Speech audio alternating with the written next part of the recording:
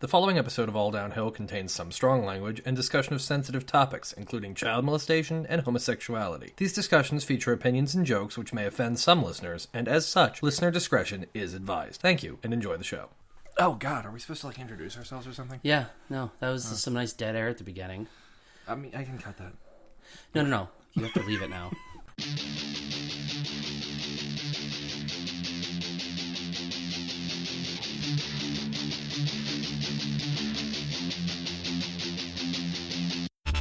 Ladies and gentlemen, for November 2nd, 2015, this is All Downhill, with your hosts, Michael Little and Patrick Simmons. This episode, Prison Labor Goat Chase.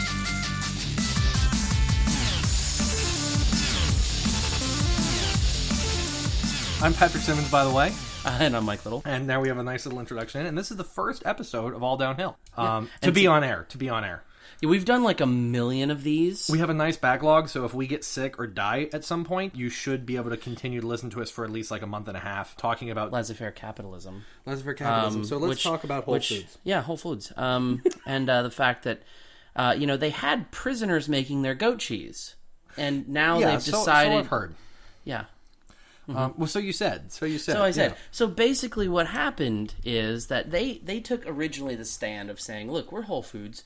We're going to try to help people out by doing this, or this. So what they decided to do originally was, look, the prison systems, mostly privately owned prison systems, if I'm correct, they're going to have a work program where they make goat cheese for us. We're going to buy it for them. And we're going to sell it. It's one specific prison system, at least according to the Chicago Tribune. It's Colorado Correctional Industries, which is a privately owned prison system. And they're working with two separate companies. One is a farming company, and they have inmates raise their fish. They're goats. They're goats and so forth. And they're making their cheese. Yeah. They also, I think they might raise other things too, because the place sells milk too. So I wonder if they're buying goat milk, or they might be buying fish cow too milk. that they also that's a separate company. That's separate company. They're working with one company that's the farms that makes goat cheese from prisoner run herds, and the other is a company that they said they do most of their fishing in civilian run farms in, I think, Missouri, I think it was. Yeah. But they do have some inmate raised fish, trout and tilapia specifically. Trout and tilapia are not the kind of things I would imagine inmates raising, not as like any kind of thing other than their... I mean, I imagine like ranching cattle or, sure. Goats make sense. I think it's just trout and tilapia in my head. I think trout, well, there must be a river, and tilapia, I think, well, there must be an ocean. Yeah, I know. It's not like catfish where you can just raise them in any old pond. Yeah, exactly. I mean, I get, obviously, farm-raised trout and tilapia are a thing, and I think... I mean, more power to them. I mean, I guess sure. As long as it tastes the same, I'm fine with it. I also never would have thought of Colorado as a place where you'd raise... I mean, I don't know much about, obviously, Colorado. When you think Colorado, you probably think skiing and weed. But it's the skiing part, especially the Denver Peyton Manning. Of course, the Denver Peyton Mannings. Because my picture of Colorado is always, Colorado, it's clearly a frozen wasteland. It's a chunk of Canada, but with mountains and surrounded by flatland desert stuff. Kansas, it's like the Utah, weirdest stuff state. Like that. Yeah. So when I picture Colorado, I don't picture any water at all that isn't frozen. Or that's not there because it's a desert also. Exactly, yeah. which is totally unfair. When the frozen I've been water... to Colorado, and there was it was actually it was not like that. Yeah. But in my head, I kept going, well, there are snow-capped mountains here, so all the lakes are frozen. But when the snow-capped frozen lakes meet the desert, it just doesn't melt. It just literally stops there like a glacier. Yeah, it never goes and then anywhere. There's nothing. That's Colorado, folks. They suck it up in Utah. And okay, wait. So this goat cheese thing. So Whole Foods, though, as you told me, Whole Foods they've stopped selling prisoner-run goat cheese. Well, and this is the funny thing, because in the beginning when they did this, they decided they wanted to do something so they could give back to the community, quote unquote. Right. And prison systems, they're fucked in this country. They're fucked. The Without correctional systems are just bad. So they're trying to, while people are in prison, give them an opportunity to work. Correct. And gain skills to where if they're going to be employed afterwards, they actually have something they can put on their resume. Sure. Which is, I think, really good of them, at least in theory. Now, people have been complaining that, oh my God, you are getting this goat cheese from people. And it's not necessarily about the idea that... that they're helping prisoners gain life skills. No, it's actually mostly about the fact that they are exploiting cheap labor. Right, because the group that sort of the boycott that kicked this off was a group that's been protesting outside of Whole Foods. And again, I'm going based on how the Chicago Tribune put this here. It's a group that was protesting outside of Whole Foods. It's a Texas group. That's a prisoner advocacy group, apparently. Which is bizarre to me, because I feel like they, out of all people, would say, no, let the prisoners work. Right. And, well, so they've been protesting about the fact that the prisoners who work on this get paid, I want to say, it was under $1. Yeah, it's under $1. It's like 70 cents or something like that. Yeah, and I think they had at the high end, it might have been a little higher, but it is not, they do not get paid a significant amount of money for doing this. So that's what they say. I want to quote something from the article, though, because I think this is an important thing to consider when we get into talking about this, which we're doing. Wow. Exposition much? I know, you're right.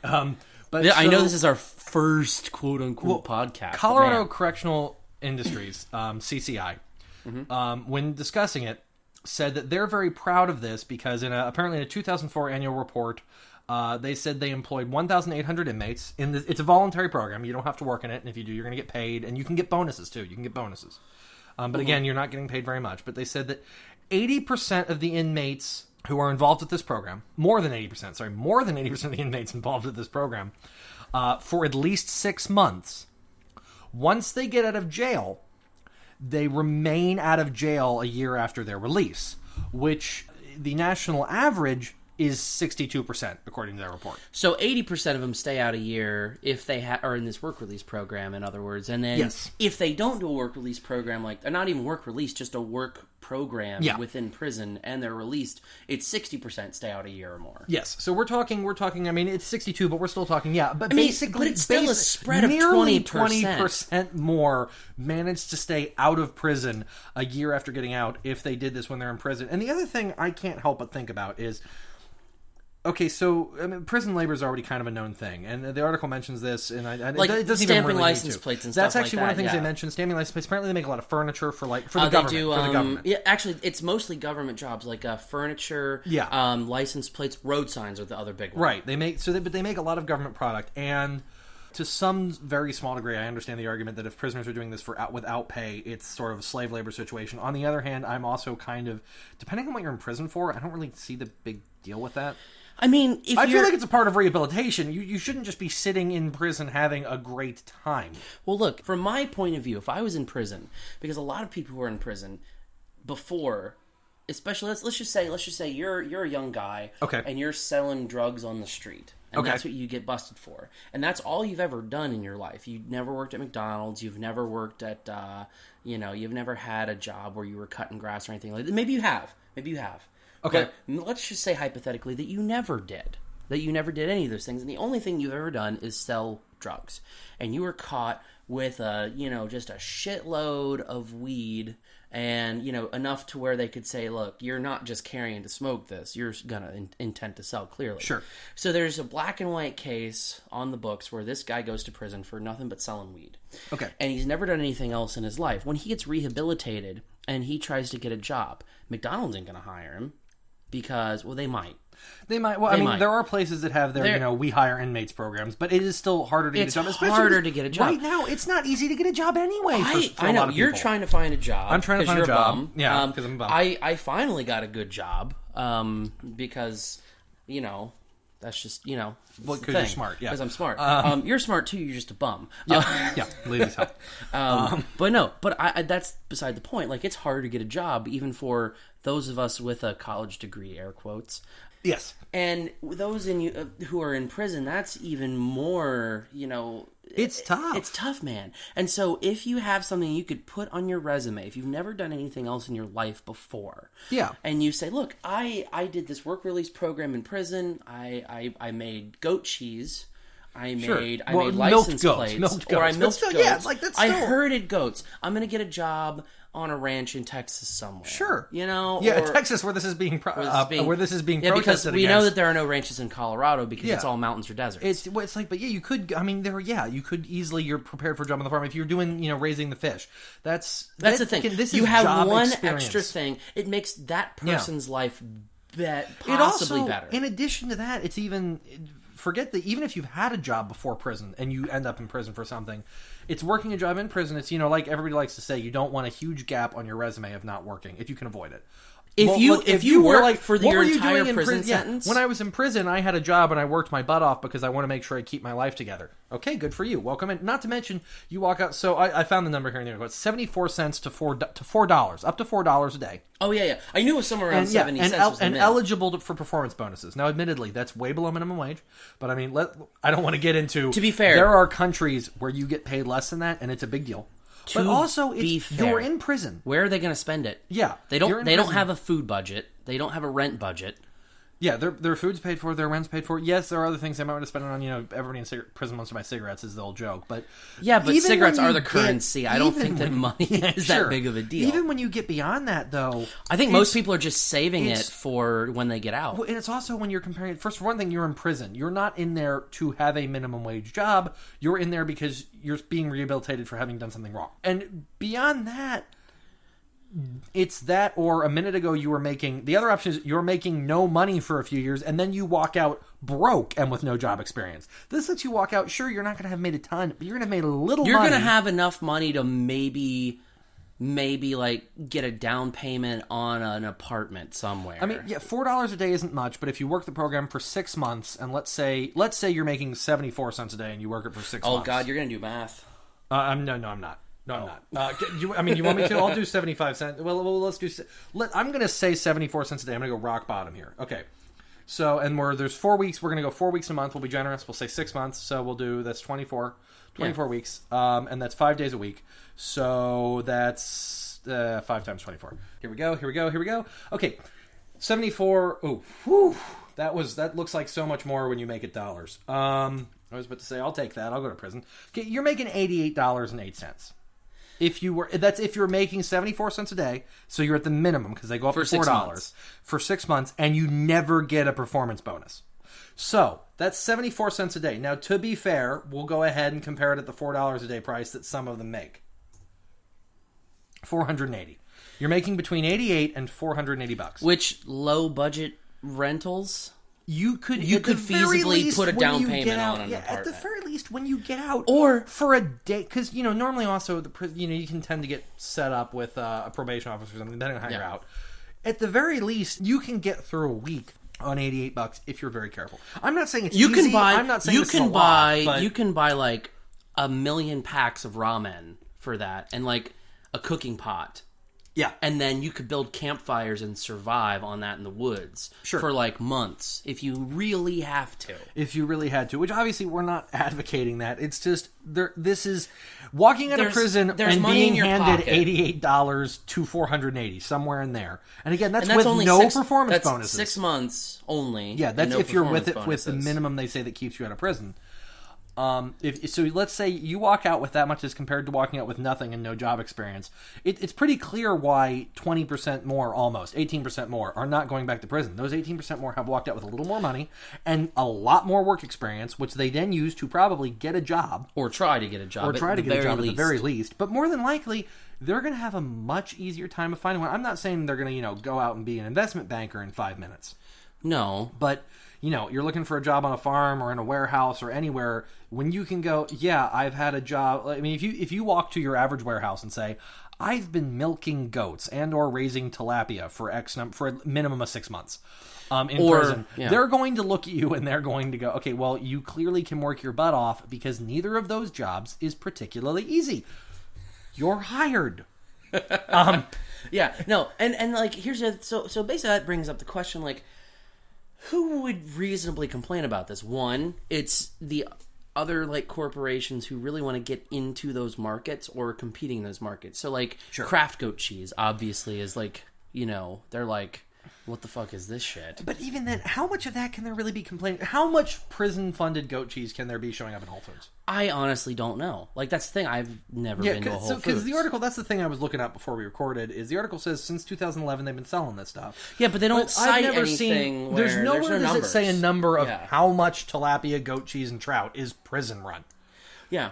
So, like, that's the thing. Like, so, obviously, it's either big goat cheese is the culprit behind this who doesn't want it. Somehow I doubt, because I'm imagining most goat cheese farmers are smaller, and they're selling They're selling it at farmers markets. They're selling it at farmers markets, even if they're selling it at large stores like Whole Foods type stores, or even your average some grocery places store. around here, like Kroger's, the local Kroger's sell Beardstorfer's Orchard. They'll sell local farmer stuff. But even if you're doing national brand goat cheese, and accepting imported like the French goat cheeses, even if you're doing a national brand goat cheese is a specialty product. It sells for more than regular cheese. It's not like you're selling sure, you're selling a product that's going to be somewhat low yield for you, probably. It is, goats don't milk that much. Yeah. But at the same time, they're not cows. You're selling a specialty product that's going at a slightly higher price. I don't think there's going to be enough of a goat cheese lobby. I don't think there's farmers going, man, we need to shut down these inmates. They're ruining our goat cheese profits. Yeah. Or here's the other one. You've got old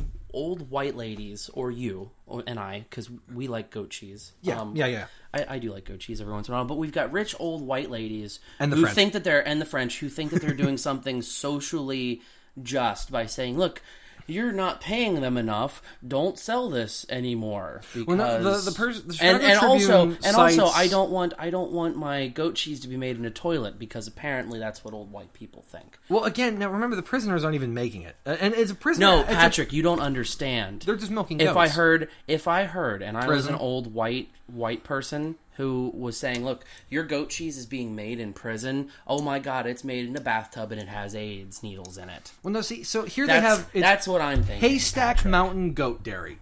And for those of you listeners who are looking for this goat cheese yourself, it's Haystack Mountain Goat Dairy, which uses milk from herds managed by inmates. Sells to various restaurants, markets, cheese shops, so on and so forth, according to the director of marketing, according to the Chicago Tribune. And it's a dude who, by the way, represented the Texas inmate advocacy group who talked about this, at least to the Tribune, talked about this and was protesting outside Whole Foods. We're talking, these inmates are managing herds, which again, doesn't seem like that big a deal. And this guy's complaining because they're not getting paid enough to manage herds. And I still feel like that comes down to a silliness. I think this is a symptom less of, and maybe, I'm sure there's people in the advocacy group who aren't thinking this way. I think they're missing the point. I think for once, I know it's always let's stand against the big corporations, but I think the big corporations have a point. Even the prison industrial complex in this sense has a point. If it's helping the prisoners, if the prisoners who are doing it are walking out with a higher rate of not going back to prison, then it's clearly good for them, and you'd think the advocacy group would support it. I feel like the advocacy groups that are fighting against this sort of thing are, in fact, the same kind of people who are going to go into Seattle and raise the minimum wage to $15, thus forcing tons of people to go out of business because they can't afford to pay that. Yeah, or honestly, it's one of those things where, because a lot of prisons are for profit. A lot of private prisons are for profit. And the ones that aren't doing this work program, they're just keeping the inmates in there. And they're charging counties and whatnot rent for keeping inmates there. Yeah, and they don't want people to be released. So I think that's another, again, that's a prison system. But that's part of why the advocacy groups exist. But you'd think the advocacy group in that case, they'd love a prison like this. Sure, the prisoners are getting paid less than you probably want them to. But on the other hand, these prisoners are getting let out, which is good for you, because that means the for-profit prison system makes less money on keeping them in. Yeah. On the other hand, it's good for them, because, now sure, they're probably making some money themselves off getting their prisoners in the work program, but they're also... I mean, the profit margin on goat cheese, man. Yeah, I'm sure the prison place is making a lot of money, but it's probably, in a sense, it's a trade-off. Because, okay, we'll take some of this money. We're not going to pay our inmates all of it. We're going to take some of it. We're going to make money off our inmates in that way. On the other hand, it ups the chances of our inmates not coming back to us. That's great! I'd rather you make money off legitimately rehabilitating them than make money off getting them back in. Yeah. Because, and there you go. That's they're offsetting their costs and trying to rehabilitate people. Which, again, that's the way that laissez-faire capitalism should work. You shouldn't necessarily have to rape people to make money. No, yeah, it should be as win-win as possible. And this seems win-win. And so Whole Foods discontinuing this seems silly. I think it's a poor move on their choice. I'm going to boycott them. I've never gone there before, but I'm going to boycott them. I was going to say, that's my one thought, is I can't. On the other hand, I do get... Clearly, I mean, honestly, my boycott means nothing in this sense. If this cheese was selling at a regular grocery store, I feel like then we'd know for a fact the prisoners are getting paid somewhat fairly. Admittedly, given this cheese in question was being sold at Whole Foods, if we were giving the prisoners fair wages in comparison to how much Whole Foods is selling it for. They would be making $20 an hour. At least, maybe 50. Because goat cheese at Whole Foods, I imagine, has to cost at least $50 for half a pound. I'm fairly certain that goat cheese, if you buy a loaf of bread, it's $1 million. I just can't. I can't go to. I've never been to one, but I know people who do go to Whole Foods, and they just never they always complain about stuff being so expensive there. It's a Whole Foods is. And I'm not hating on Whole Foods. I get they're a premium market that sells to a certain customer base, which I'm not a part of. I have no problem with Whole Foods. Whatever. Yeah, good for them. Good for the people who shop there. I can't afford most things at Whole Foods because when you walk in, you just wait for someone to ask for your wallet. I can't afford a candy bar at Whole Foods. They don't sell candy bars at Whole Foods. They do, but they're made of kale. Yeah, of course. Do you want to have your business exposed to a nearly non-existently small audience? Yes, right now we're a new show. We have very few listeners. But as our show listenership hopefully increases and we put out more episodes, advertising on our show will obviously become more expensive if we get more listeners and more listenership, as one does. However, because we'll keep an archive of our old episodes online, that means when we get more listeners, when they go back and listen to the back catalog, they'll still hear your ad that you paid next to nothing for, alongside, later episodes where people are paying way more for the ads, we hope. You can email us at alldownhill@alternative-internet.com. Otherwise, you can find out more information at alternative-internet.com. Click advertising. 4 minutes left after that ad. Speaking of Whole Foods, I don't know how at all I'm going to transition. You're just bad at segues, man. Here, I'm gonna try. I think I've got this. Prison advocacy groups, their problem with obviously this whole goat cheese situation is it's slave labor, which reminds me of another kind of labor, child labor. And there isn't anything more laborious for a child than being touched by an adult inappropriately. Ooh, dude. If the glove does not fit, though. You must acquit. You must acquit. Right. We're gonna talk about pedophilia now. We wanted to kick off our episode on a really low point.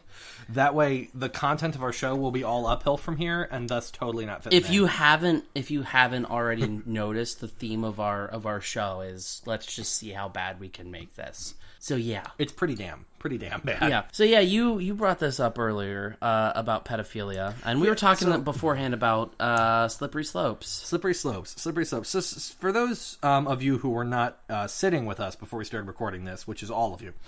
Except for you. You know who you are. And you're a little creepy.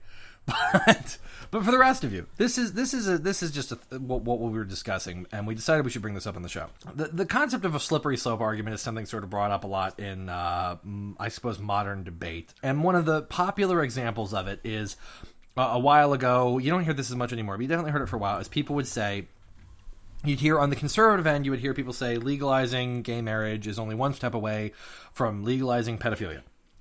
And on the other hand, you'd hear people go, that's a slippery slope argument, and it's not true. Now, admittedly, neither of us are particularly a fan of a slippery slope argument because they can be hard to work with, and often the slope may turn out not to be slippery. However, recently, in response to an article written by Salon.com, a bastion of journalism for whom I have no end of respect. Okay, he's literally like trying to smother himself in pillows. I have to drink just to be able to say that kind of bullshit. But so Salon.com published an article by a gentleman who is a moderator on a website called Virtuous Pedophiles, VerPed. And his article was basically he was outing himself as a non-practicing pedophile, essentially. And it's on how pedophiles, that's almost as bad as being a non-practicing Catholic. It was one of those, we need your support in this and that. And, there were, I'll be fair, there were things in the article which I understood. I agreed with. Not like I understood, like, oh, I get it. Yeah, kids are hot. No, but I understood, like, it's a psychological condition, and people with psychological conditions, there's a certain level of stigma they get it's dangerous to stigmatize them too much because it's bad for them. On the other hand, I do think it's dangerous to not appreciate what a condition causes because that can be dangerous to other people. Yeah. But he argues that, they're being basically treated poorly, and there was some backlash over this article. And it was admittedly mostly from the right, but I feel like it's unfair of him to say it was all from the right, but, that's how they're going to put it. It's Salon. Yeah. And he about, well, do we really want to be legitimizing pedophilia like this? Saying, oh, well, you're non-practicing, it's no big deal. Please, everybody come out if you're a pedophile. Time to come out of the closet. And he then wrote a follow-up article about why the right are, he's a pedophile, but the right are the real monsters. And But this has been picked up by HuffPo and the New York Times, and a few major-ish. I hate to call HuffPo major, but they are. A few major-ish publications are now discussing... I'm calling it HuffPo from now on because that's brilliant. You never heard him call it that? No, I never heard him called HuffPo. Yeah, they call themselves that. I think it's at some point Huffington Post became too difficult to say. Either that or we all wanted to forget Ariana Huffington was involved, even the liberals. Although, I do have to say, though, she did institute a policy at the company where they have nap rooms and people can just go in and take naps during the workday. So, God, I can't do this now. So, but yeah, HuffPo, New York Times, several these major publications are discussing this, and they're standing up for the guy. Now, to some degree, I get some of the rhetoric blasted back against him was unfair, but for the most part, I think it's an interesting point, especially when you consider that the American Psychological Association, in their and I'm never going to remember the name of the damn thing, but when they publish their index of psychological conditions. Yeah, it's like they publish it every year. Or psychiatric, whichever group it is. I'm not going to get it right. I'm sorry for those of you who think, please don't make this take away from my credibility. We don't research for this show, so I'm neither a psychologist nor a psychiatrist. But we're both philosophers, so that means we really don't know anything. We don't deal with physical things. We deal with metaphysical and metaphorical. But they've removed pedophilia has been removed from their index of psychological conditions in a sense. It's not like homosexuality where it's been removed. It's not considered a psychological condition anymore, or a psychiatric condition, however you want to. But pedophilia is now only a disorder if you experience some regret about it or if it hurts someone else. Now, okay, for one thing, that seems silly, but another, if you have no regrets, if you YOLO that child with your penis, then you're okay. As long as they don't get hurt, which now you would think, okay, well, that still leaves it basically the same. But so this same gentleman who's written this article has, according to a few sources that have done some, reading on his forum posts and stuff, they've said, or quoted areas where he has said, allegedly here, things like, well, if it wouldn't psychologically hurt the child, then sure, I would do this. And with the implication sort of being given that society is to blame for not raising children in a sexualized environment where it's okay to just, essentially, that's not how they put. Clearly, he'd argue with you if he was here right now, but that's basically what he's saying. Yeah, basically. And so I think, and this isn't why I wanted to bring it up. I want to talk about this specifically, obviously, but it's funny that thing where they were going, oh, that's a slippery slope argument. It's a fallacy. There's no way legitimizing homosexuality would lead to legitimizing pedophilia. Well, regardless of whether one actually led to the other, homosexuality has basically really no proof been, but homosexuality has basically been legitimized in America, and pedophilia does appear, at least in these major, admittedly fairly liberal publications, to be on its way. Yeah, no, because it's not like some blog somewhere, because this guy's running blogs. It's like legitimized as a topic in major national news sources. If you can call it was one thing when it was in Salon, because Salon's a big organization. A lot of people read Salon. Yeah. That's the big thing. Is that I just hate when people say and we know, because we're philosophy majors, we know what are fallacies and what aren't. Yeah. And most people don't. When people say oh, there's a slippery slope, generally I don't agree with it because they can't back up their shit. But in this case, it seems to be the case that there's a slippery slope. There is a slippery slope happening. And even if you want to disagree with that, even if you want to say, well, this has nothing to do with legitimizing homosexuality, it's still, I feel like there's pretty damn coincidental. It's pretty damn coincidental. And even, set the whole thing aside. Are we really seeing major news publications attempting to of course, they'll argue that they're not legitimizing pedophilia. They're legitimizing They're legitimizing pedophilia, not child molestation. Yes. But because one of the arguments brought up is that, and this is the big one, is it's a sexual attraction that cannot be cured, which I find is an interesting thing to say, because keep in mind that's also what they say about homosexuality now. And that used to be, but you can't use the word cured because there's nothing wrong with it. Sure, right. But they used to say, you could change or cure it with therapy. Well, now they say, why would you don't cure it because it's fine, and because I was born this way, according to Lady Gaga. Yeah, and now you're born this way. The thing I think is hilarious is you do occasionally run into ones who go, "I wasn't." I'm not gonna say either way which way I think. I should say I'll be fair. I do not actually think personally that there is any real evidence that anyone is born that way. That does not mean before people explode at us. I don't think it's a choice. I just don't think you're born that way. I think it requires a certain amount of nature and nurture for you to end up any particular way. It's a process. It's a process. Yeah. Because I'm not saying it's your fault. I'm not even really saying it's the fault of anyone. Like, it's like, oh, if my kid grew up gay, that you're saying it's my fault. No, I'm not really saying it's your fault. I'm just saying, no, he doesn't have a choice, and it's something in his upbringing that led to this. Whether or not anybody intended it. It could have not even been the parents. It could have been the people he was hanging out with. It could have been... And that's the other thing, too. It could have been you just played way too much Michael Bublé for him. Yeah, no. No offense, Michael Bublé. I mean, you're a very talented man, but... It's just, my God. Kids. Not for kids. Yeah, kids should never listen to Michael Bublé. Although that's how the gay agenda leftist elite will win. They just play Michael Bublé for all the children in kindergarten, and they'll all be gay, and then we'll all die because we won't have any reproductive capabilities. That's the apocalypse right there. Michael Bublé starts the apocalypse. You've heard it first here. That's a slippery slope argument. I was hoping you would say that because that was literally the whole point. Yeah, I will admit I'm still pretty far away from buying the we're leading to a point where nobody breeds because so Children of Men style sort of. Yeah, because that's my thing. Is it there's always like the as long as there is a horny teenage male and a horny teenage woman out there, people will breed. They will breed all the damn time. Look. It's like Ian Malcolm once so wisely said. Life will find a way. Well, obviously, we're beginning. I would say we're beginning to show we don't even need a horny teenage male and a horny teenage female. We could deal with a horny adult and provided the child's horny, a horny child will work. Provided she's menstruating. Okay, so I'm gonna. In the interests of time, I'm not gonna comment too much on this whole pedophilia thing because I feel like my tone makes my opinion obvious.